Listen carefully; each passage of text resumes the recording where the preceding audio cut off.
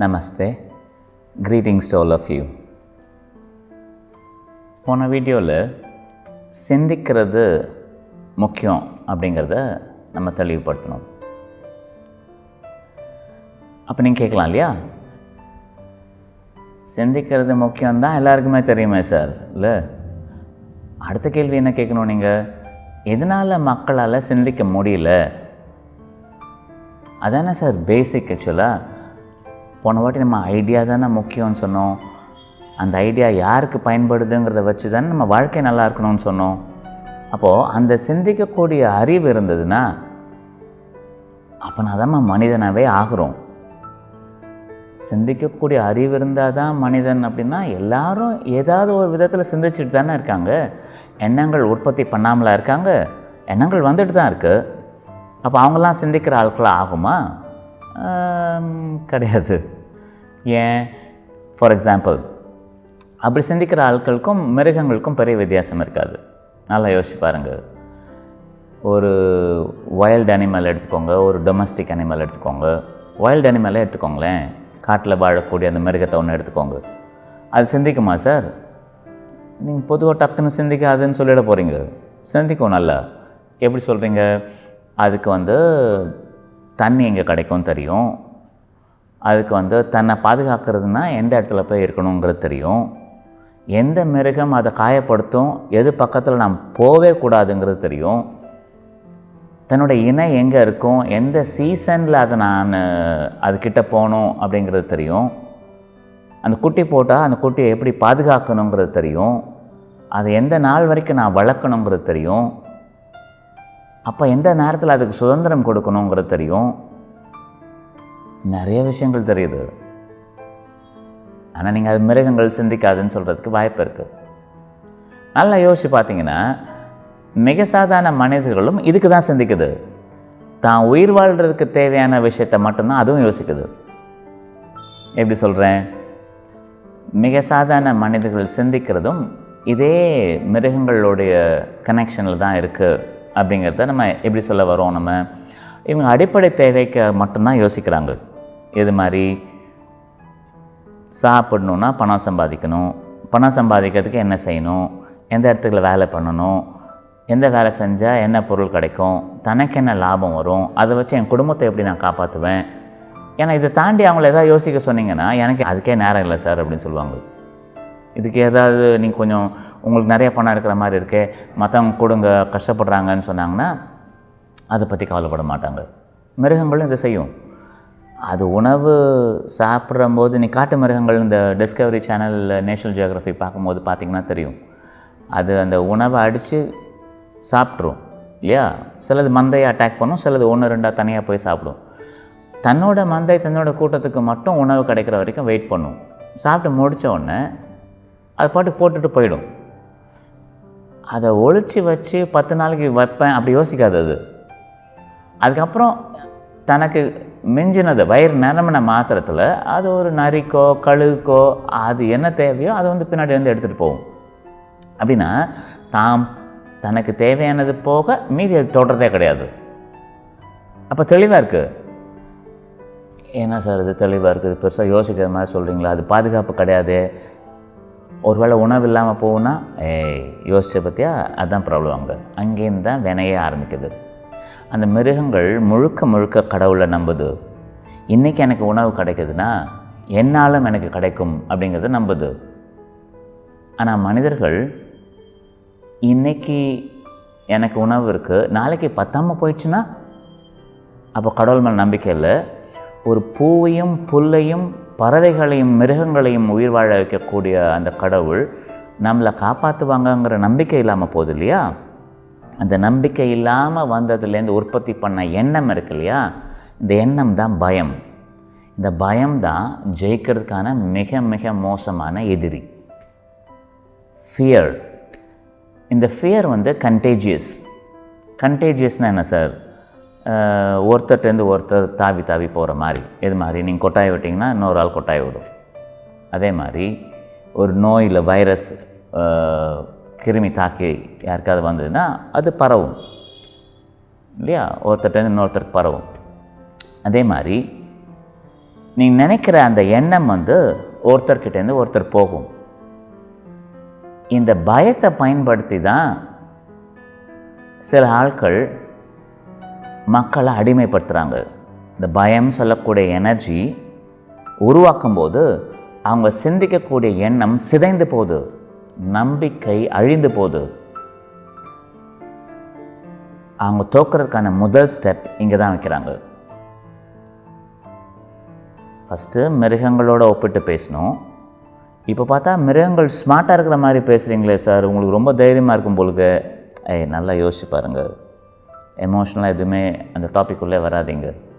இவர் அப்படி பேசுகிறாரு, எப்படி பேசுகிறாரு, எனக்கு மார்க் போடாதீங்க. ஆனால் என்ன பண்ணுங்கள், இதில் உண்மை இருக்கா மட்டும் பார்த்துக்கோங்க. எந்த பறவையும் நாளைக்கு உணவு கிடைக்காதுன்னு வேதனைப்பட்டது கிடையாது.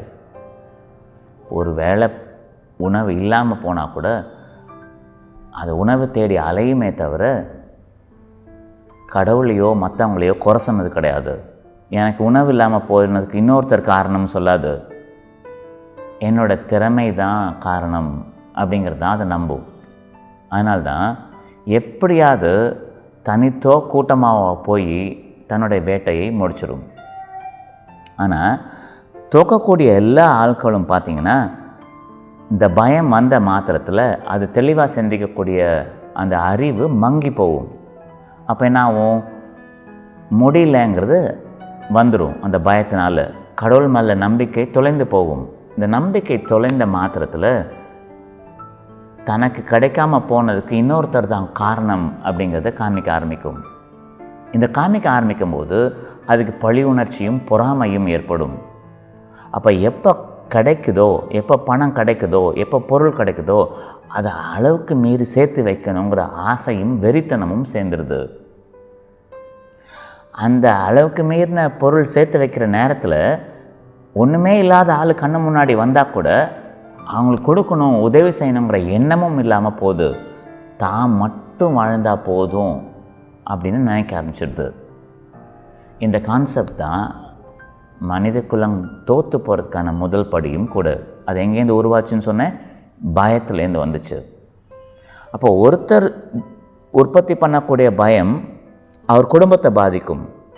சில குடும்பங்கள் உற்பத்தி பண்ண பயம் அந்த சொசைட்டியை பாதிக்கும். அந்த சொசைட்டியை உருவாக்கின பயம் அந்த ஊரை பாதிக்கும். அந்த ஊரோட பயம் நாட்டை பாதிக்கும்.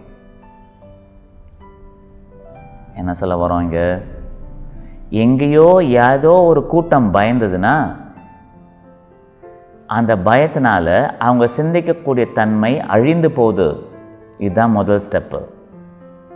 அப்போது தான் மட்டும் நல்லா இருக்கணும்னு நினைக்கக்கூடிய ஆட்கள் எதை முதல்ல செய்ய முயற்சி பண்ணுறாங்க, எப்படியாவது இந்த சாதாரண மக்களை சிந்திக்க விடாமல் பண்ணணும் அப்படிங்கிறத அவங்க எப்படியாவது யோசிச்சிடுறாங்க. அப்போ அவங்களோட கான்செப்ட் என்னது, இந்த பயத்தை மக்கள் நடுவில் திணிக்கிறது. எப்படி சார், யார் சார் அவ்வளோ தைரியமாக செய்வாங்க அப்படி சொல்கிறீங்களா? உங்களுக்கு நாளைக்கு உணவு கிடைக்கிறதுக்கு வாய்ப்பு இல்லாமல் போகக்கூடிய ஒரு சந்தர்ப்பம் இருக்குது அப்படிங்கிறத நம்ப வைக்கிறாங்க இல்லையா? நாளைக்கு உலகம் அழியும் அப்படிங்கிறத நம்ப வைக்கிறாங்க இல்லையா? உணவு இல்லாமல் போகிறதுக்கு வாய்ப்பு இருக்குது அப்படிங்கிறத நம்ப வச்சு நீங்களும் அந்த அந்த ஐடியாவை வாங்குறீங்க இல்லையா? அப்போ என்ன அர்த்தம், எண்ணற்ற ஜீவராசிகளை உற்பத்தி பண்ண கடவுள் இவ்வளோ ஜீவராசிகளுக்கும் உணவு கொடுக்க மாட்டாங்கன்னு நம்ப வைக்கிறாங்க இல்லையா? அந்த நம்ப வைக்கிறது மூலமாக வந்த பயம் இருக்கு இல்லையா? அந்த பயத்தில் என்ன சார் பண்ணுறதுன்னு நீங்கள் கேட்குறீங்க இல்லையா? அப்போ அவங்க சொல்கிறத கேட்டு அடிமைகளாக வாழ்கிறது தான் முதல் ஸ்டெப் ஆக்சுவலாக.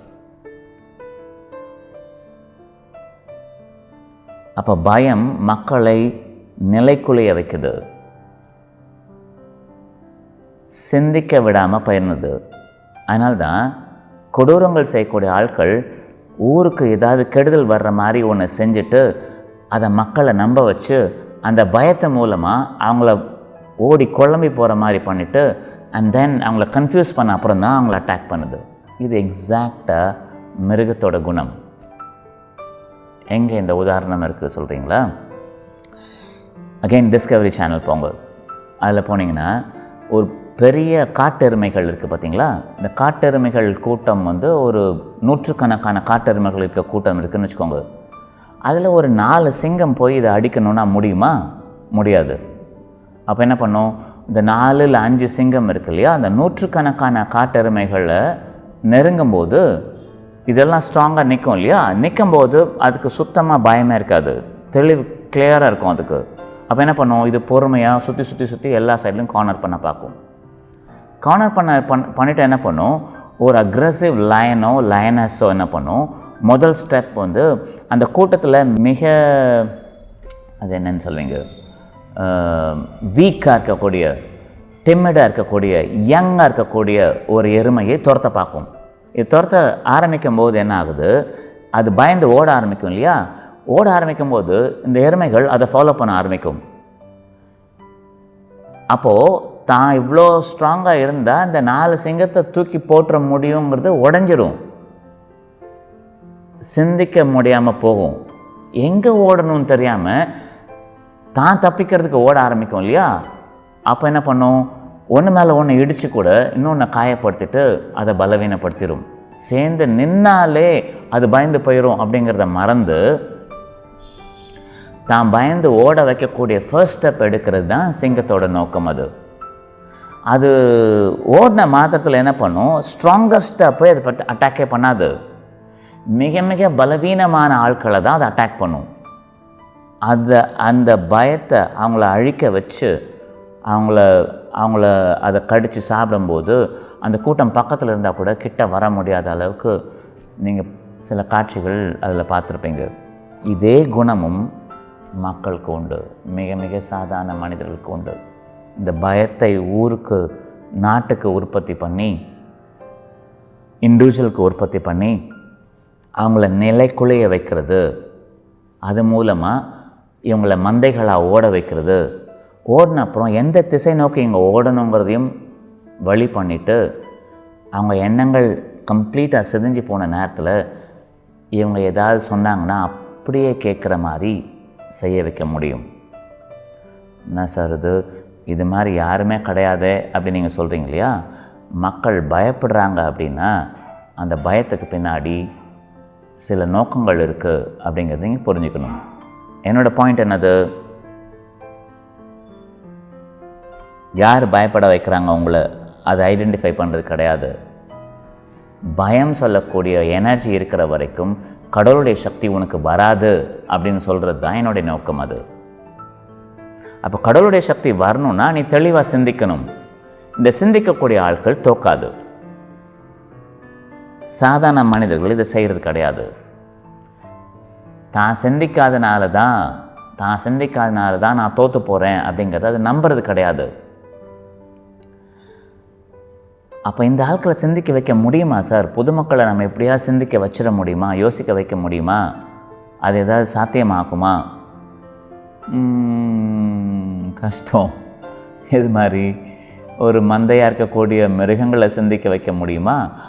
அதோட வகையில் தான் சிந்திக்க வைக்க முடியும். அதை தாண்டி சிந்திக்க வைக்க முடியுமா? அதுக்கு ஜென்மங்கள் ஆகும், ஜென்மங்கள் ஆகும், அயான்ஸ் ஆஃப் டைம் ஆகும் மிருகங்கள் மனிதர்கள் ஆக்கணும்னா. ஆனால் மிருகங்கள் மாறி வாழக்கூடிய மனிதர்களை மாற்றுறது சுலபமாக இருக்கும். அப்படின்னா பயம் சொல்லக்கூடிய ஒரு எனர்ஜியை மட்டும் அவங்க சிஸ்டம்லேருந்து நீக்கி அவங்களுக்கு கடவுள் சொல்லக்கூடிய அந்த ஒளியிலேருந்து வரக்கூடிய எனர்ஜியை கொடுக்கக்கூடிய ஒரு டெக்னிக் கொடுத்துட்டோன்னு வச்சுக்கோங்க. அவங்கள சிந்திக்க வைங்க நான் சொல்லலை, சிந்திக்க வச்சாங்கன்னா அவங்க மனதிலேருந்து தான் யோசிப்பாங்க. அப்போ அவங்களுக்கு சிகிச்சை பண்ணுறது மூலமாக அவங்களுக்கு தெளிவாக சிந்திக்கிறதுக்கு தடையாக இருக்கக்கூடிய அந்த மனதை சுத்தம் செய்கிறதுக்கு மூலமாக, அந்த மனது நான் என்னென்னு புரிய வைக்கிறது மூலமாக, அந்த மனது சொல்லக்கூடிய கருவி ஆத்மாவுடைய கண் அப்படிங்கிறத புரிய வைக்கிறது மூலமாக, அப்போது ஆத்மா பார்வையற்று நிற்கிறதுக்கான காரணம் மனது குருடாக இருக்கிறதுனால தான், அதில் பயம் இருக்கிறதுனால தான் அப்படிங்கிறத புரிய வைக்கிறது மூலமாக, அந்த பயம் சொல்லக்கூடிய எனர்ஜியை அவங்களுக்கு நீக்கிறது மூலமாக, அதில் ஒளி கொடுக்கறது மூலமாக, மனதுக்கு ஒளி கொடுக்கறது மூலமாக ஆத்மா அந்த மனதை பயன்படுத்தக்கூடிய ஒரு மிக முக்கியமான புனிதமான ஜீவன் அப்படிங்கிறத உணர வைக்கிறது மூலமாக, நான் தான் அந்த ஆத்மாங்கிறத உணர வைக்கிறது மூலமாக அவங்கள ஜெயிக்க வைக்க முடியும். இது உங்கள் வாழ்க்கைக்கு மிக மிக முக்கியமான செய்தி. இந்த செய்தியை பற்றி ஒரு 2-3 நாள் யோசிங்க. என்னடா சொல்கிறாரு இவர் அப்படிங்கிறத யோசிங்க. அப்போ இது வரைக்கும் ஆத்மானா ஆன்மீகம் பேசின ஆளுக்கு கம்ப்ளீட்டாக இது ப்ராக்டிக்கல் அப்படிங்கிறத புரிய வைக்கலாம். நீங்கள் யாருன்னு தெரியாத ஆள் ஜெயிக்கிறதுக்கான வாய்ப்பே கிடையாதுங்கிறத ஒத்துக்கோங்க. முதல் ஸ்டெப் நீங்கள் யாருங்கிறத புரிய வைக்கிறது தான் உண்மைங்கிறத ஒத்துக்கோங்க. இந்த செய்தி மட்டும் உங்களுக்கு தெளிவாக நான் சொல்கிற மாதிரி தெரிஞ்சதுன்னா இந்த ஆளை பார்க்காம நீங்கள் போக மாட்டீங்க. எப்படி சார் இது, எப்படியா சொல்லிக் கொடுங்கன்னு கேட்குறது தான் உங்கள் நோக்கமாக இருக்கும். குறித்து வச்சுக்கோங்க, உங்கள் வாழ்க்கை பிரமாதமாக இருக்கும். நமஸ்தே.